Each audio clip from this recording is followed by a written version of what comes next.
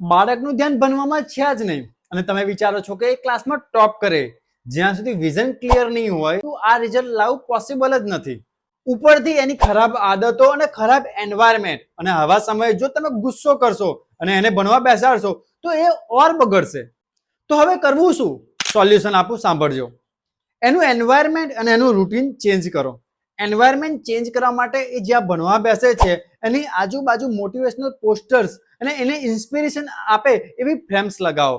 એનું vision clear કરો કે તારે ભણવાનું કેમ છે. એનું ડ્રીમ ક્લિયર કરો જેથી એને ભણવામાં ઇન્સ્પિરેશન મળશે. બીજું કે એ જ્યારે ભણવા બેસે છે તો મોબાઈલ અને ટીવીથી ડિસ્ટ્રેક્ટ ના થાય એ રીતે એનાથી દૂર રાખો. એક રિવોર્ડ સિસ્ટમ ક્રિએટ કરો કે તું આટલું ભણી લઈશ, આટલું વાંચી લઈશ તો તને હું કંઈક ગિફ્ટ આપીશ. પ્રોસેસ થોડી સ્લો છે બટ પેરેન્ટ્સને પણ પેશન્સ રાખવું પડશે અને મહેનત કરવી પડશે. જો તમારા બાળકને પણ ભણવામાં ફોકસ નથી આવતું અને ભણવામાં ઇન્ટરેસ્ટ જ નથી આવતો તો આ મારો નંબર છે, મને કોલ કરો. આપણે 1 to 1 ડિસ્કસ કરીશું અને તમારા બાળક માટે બેસ્ટ ટુ બેસ્ટ સોલ્યુશન લાવીશું. અને જો આ વિડીયોથી તમને હેલ્પ મળી હોય તો કમેન્ટમાં લખજો થેન્ક્સ. આવી જ વિડીયો હું રેગ્યુલર તમારા માટે લઈને આવીશ.